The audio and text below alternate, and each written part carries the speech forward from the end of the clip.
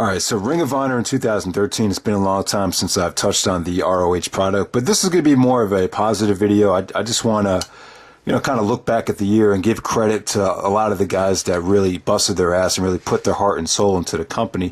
Because let's be honest, I mean, if you, there was some good stuff about ROH this year in the ring.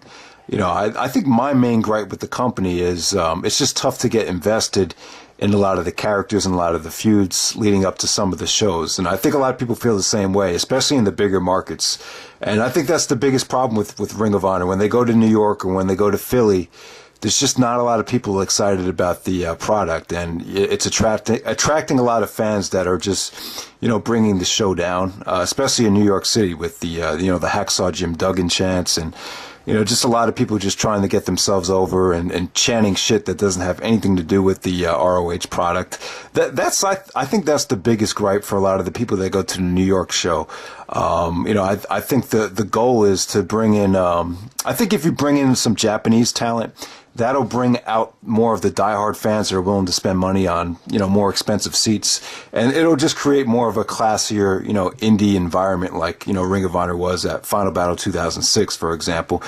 But, overall this year, I pretty much enjoyed it. I think you'll enjoy Ring of Honor a lot better if you don't compare it to the Bryan Danielson, golden era days of ROH. Because I've just come to the conclusion, if you compare anybody to Daniel Bryan or Bryan Danielson, they're just going to feel, unspecial and unimportant, and you're going to turn against them. And that was a big reason why I had a really tough time talking about the WWE in like 2010, because, after watching all that ROH footage, it's just tough to get excited, for anything else.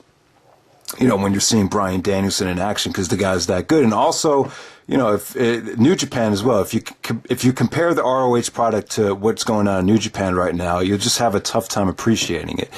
So it is what it is. I mean, obviously, I think the roster could be a lot better. I think they need more depth. I know a lot of people have complained about how it's tough to get invested in a lot of these guys when they, either they'll lose a big match or lose a match right before an even bigger match. And it's tough to buy into them really winning that championship. Like Adam Cole, for instance, losing the television championship in February and then winning the ROH World Championship in September.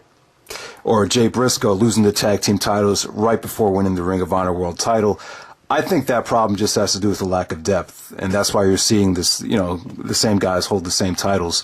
But I think that could be easily fixed. I definitely think there's a lot of talent out there that will be freed up. And, who's ever in charge of Ring of Honor, whether it be Delirious or somebody at Sinclair, I think they just need to be, just a little bit more open to, bringing in more talent, which is, we've been talking about that for years now, and it's kind of been beat to death. But we'll see what they could pull out of their ass in 2014. And I think things are off to a good start.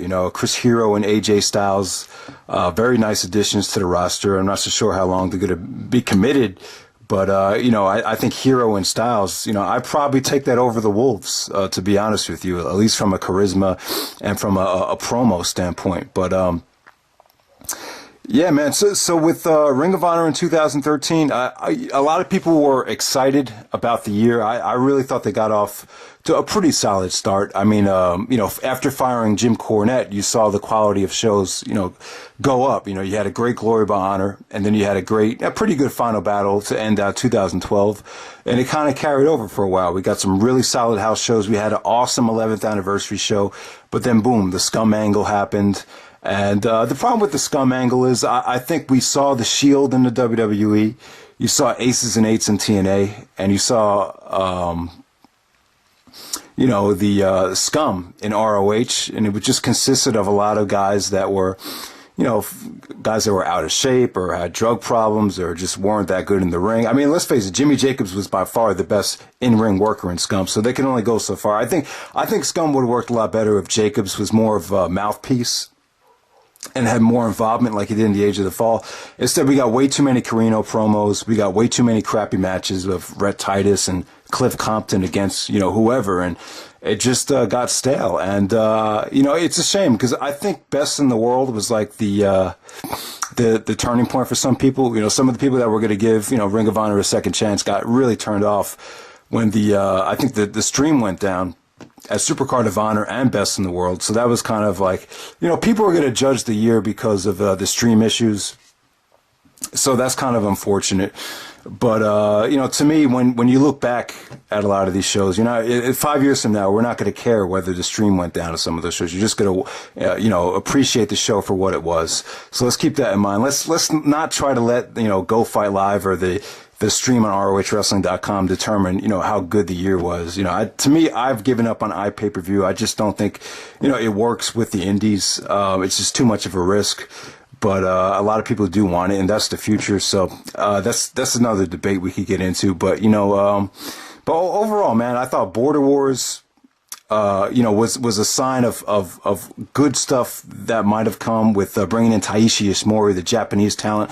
I thought we would have seen Marufuji come in and maybe we have some more of that, some more Japanese dream matches. But that was just, too good to be true and just too much to ask for. I thought WrestleMania weekend, Jay Briscoe winning the championship, I thought it was a great moment. I was happy for Jay. I thought it was the right decision at the time. But he was actually hurt. He actually hurt his shoulder. I think Rhino speared him at the 11th anniversary show, and that's how Jay hurt his shoulder. So, yeah, you know what? To me, if I knew Jay was hurt and he wasn't going to be able to really go, then maybe you just wait putting the championship on him. Because as soon as they put the title on him, it was like he couldn't really deliver the way Jay Briscoe, normally does. And they took the belt off him by June, which is really unfortunate. I just saw so much potential in a Jay Briscoe title reign. But the problem with Jay is, he needs to have, blood feuds. He needs to be like in, really, really, heated feuds with a lot of tension. Like the Kevin Steen match, that could have been built up and that could have, they could have had like a fight without honor. Jay Briscoe versus Davey Richards, I thought that could have been huge. Instead, they just had it at a house show. It was still a great match, but I just saw a lot of potential in a lot of Jay Briscoe singles matches. Jay Briscoe versus Jimmy Jacobs. There could have been just so much good stuff with Jay as champion. A lot of his matches were poorly received. I thought, the match against Eddie and Davey were really good stuff. Don't get me wrong. Some of the other matches, BJ Whitmer, Adam Cole, they were like these face versus face matches that just felt like house show matches. They didn't really over deliver. And, even the match against Mark, I think people compared it to the, Jay versus Mark from 2007, which was somewhat impossible to top. So it's just, the Jay Briscoe title reign just didn't work out that well. I felt like Jay actually became more valuable to the company after he lost the belt. They really shot a lot of really cool vignettes with Jay Briscoe and his brother and how he was all depressed, wasn't shaving, he was smoking, and because they stripped him of the belt. A lot of promos on Nigel McGuinness, and then you had Jay actually present the title to Adam Cole after Adam Cole won the tournament. And Adam Cole turned heel by super kicking Jay Briscoe. Very well done. Very awesome moment right there. It just sucked because I thought the Philly crowd really didn't. The Michael Elgin Adam Cole match for the vacated ROH World Championship, that whole match could have came off a lot better. We had a very, very dead crowd in front of that watched a pretty awesome match, but the crowd just kind of killed the match for me. It could have been a 4.5, 5-star match with the right crowd, but it just didn't reach that level. Like I said, man, a lot of the crowds in the big markets felt very, very disappointing, and it just didn't respond to the product the way you need them to. So that was one of the things that hurt the product in 2013. One of the bright spots is if you notice, a lot of the smaller markets had some really, really good gems. I mean, let's be honest. I mean, the second best match, arguably the match of the year, was Michael Elgin versus ACH, and that took place in where was it? Bell Vernon, Pennsylvania. A little town, I never even heard of it, and it had a great crowd and just a great atmosphere. So a lot of these smaller market towns that are actually getting to see the television show, there's more of a connection with the fans there. So that's just the way Ring of Honor is right now. But I think they need to build up the bigger markets: New York, Boston, Chicago, Philly, Detroit. Maybe even Miami, or maybe even going to San Antonio once a year. I think that would be pretty cool. So Ring of Honor did put on some really, really good shows and good matches in some of the smaller markets. Honor in the Heart of Texas from San Antonio, I thought that's a great place to start. Dragon's Reign from Bell Vernon, Pennsylvania. That's a good small market show. Reclamation Night 1 was pretty awesome. So there we go with that. I mean, that's pretty much it, guys. I'll keep this pretty short. I thought Ring of Honor's show of the year was probably Supercard of Honor 7 from New York. I mean, it was a stacked show. To me, personally, for me, I felt like it felt short of expectations. I think it could have been even better if Jay Briscoe was healthy and if, you know, Carl Anderson and Roderick Strong got a better reception from the fans, and if that was, you know, if it was booked a little bit better, I think that the Supercard of Honor 7 could have been an amazing show. It was still, you know, the best show of the year by default. 11th anniversary came close, and then Glory by Honor 12. I thought those are probably the top 3 shows of the year. Honor in the Heart of Texas, Defy or Deny, Final Battle. Those are like the only shows I would consider, you know, pretty awesome to great. So without a doubt, I would say the match of the year was Champions versus All-Stars.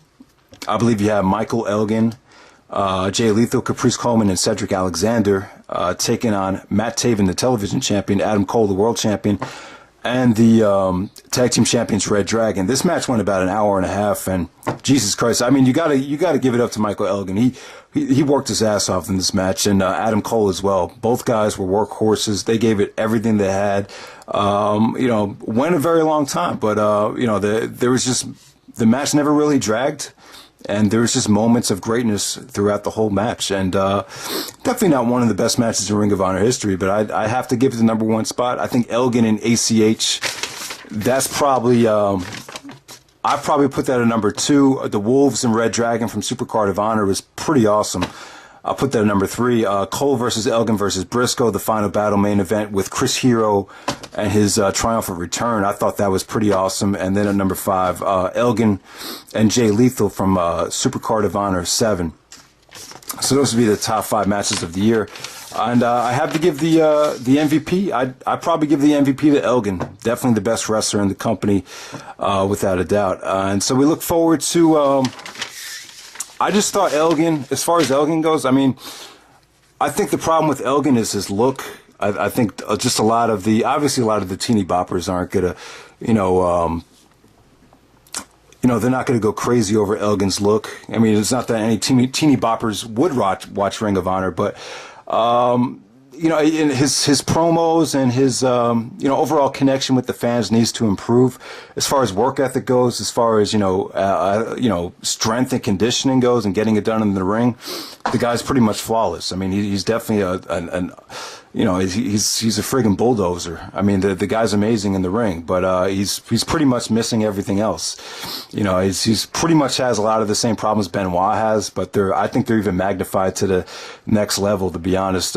Jay Briscoe, a pretty awesome year, man. I mean, great promos. I think the problem with Jay is, you know, his momentum, and it happens with every Ring of Honor world champion. It's just like a wait in line to be ROH world champion, where you have to wait 2 years until you kind of lose a lot of the momentum to finally win the belt. And that's what happened. I think Jay really got on fire in 2011, and, you know, he doesn't win it in 2013. So there's just, you know, it's one of those problems where, you know, we've been saying since the Nigel McGuinness title reign, where you got to cash in on the guy when they're hot. Adam Cole, once again, I thought Cole had a pretty good year. He didn't blow me away on the mic.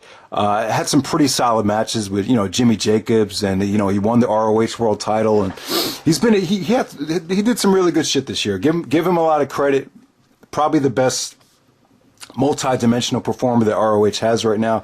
The problem with Cole is, you know, he has that gimmick, and, you know, some people, even my brother said that, you know, this guy, he just kind of seems kind of generic, and, you know, thank God he turned heel, you know, because, you know, but before he turned heel, he just didn't have that X factor that people were connecting with. But, you know, Cole is an awesome heel. He's much better as a heel. But like I said, I think the problem with him is, you know, we've seen Randy Orton and CM Punk, you know, with these cocky heel, chicken shit heel gimmicks.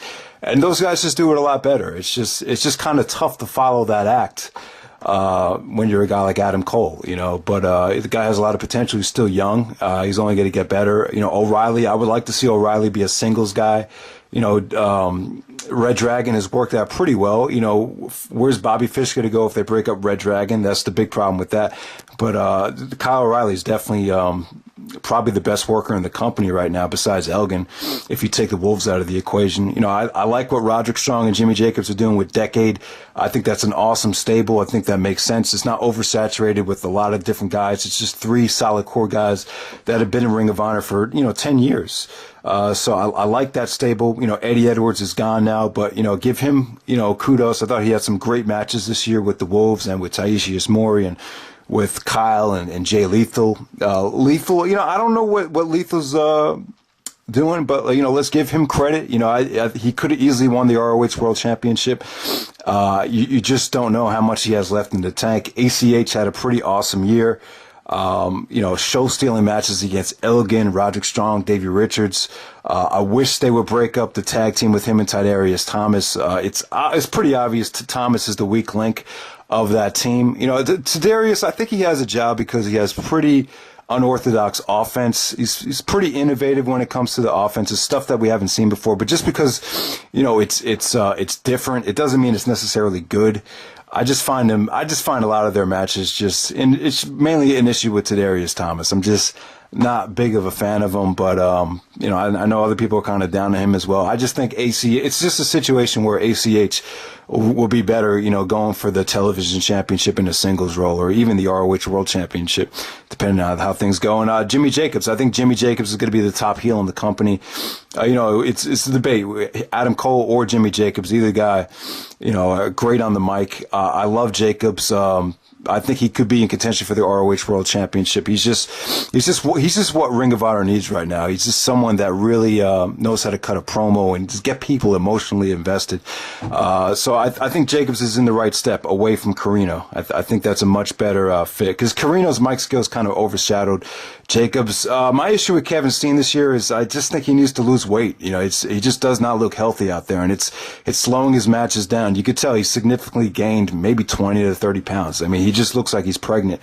I mean, he's got a ton of charisma. He's doing the Kevin Steen show at high spots. He still has the crowd in the palm of his hands. He's still the most over guy in the company. I would just like to see him, take, the wrestling a little bit more serious because it doesn't seem like his health is getting any better. So that's how I feel about some of the main guys on the roster. Some of the guys like Mike Bennett, you just not really worth talking about. But, that's pretty much it, guys. Look forward to 2014. I really, if they could build a company around Hero, that would be great. I just don't think Hero's going to want to sign a contract. That's the big issue. How far are you going to push Hero without him actually signing? AJ Styles, I don't know how long that's going to last. But, I would trade Styles and Hero for the Wolves. I think that's a pretty fair trade. And it's probably a better fit for Ring of Honor with Hero and AJ Styles. But I don't know how much you could really look forward to. It just seems like no one really wants to stay with the company. I wish Elgin and Adam Cole and all those guys, busting their asses in the main events the best, but I just don't know how much longer this is going to last. I really don't. I think something needs to change on the indies. Now, personally, I would like to see CM Punk buy Ring of Honor and, maybe, hire back Gabe Sapolsky and just kind of build it back from the ground up. And this way you could have access to all the talents and without, people competing against each other. But, competition on the indies is just something we're going to have to deal with. You got guys going to the WWE, guys want to move on, guys want to go to TNA. And I don't know, wrestling is kind of fucked up right now because the WWE could be so good. What could potentially be a great WrestleMania card and everything looks like it's falling apart. So, I don't know, guys. I don't know if Ring of Honor could really be the true alternative to the WWE this year. But like I said, you can't compare it to New Japan. You can't compare it to ROH in 2006. If you do that, you're not going to enjoy it. We'll see how enjoyable Ring of Honor could be. We'll see.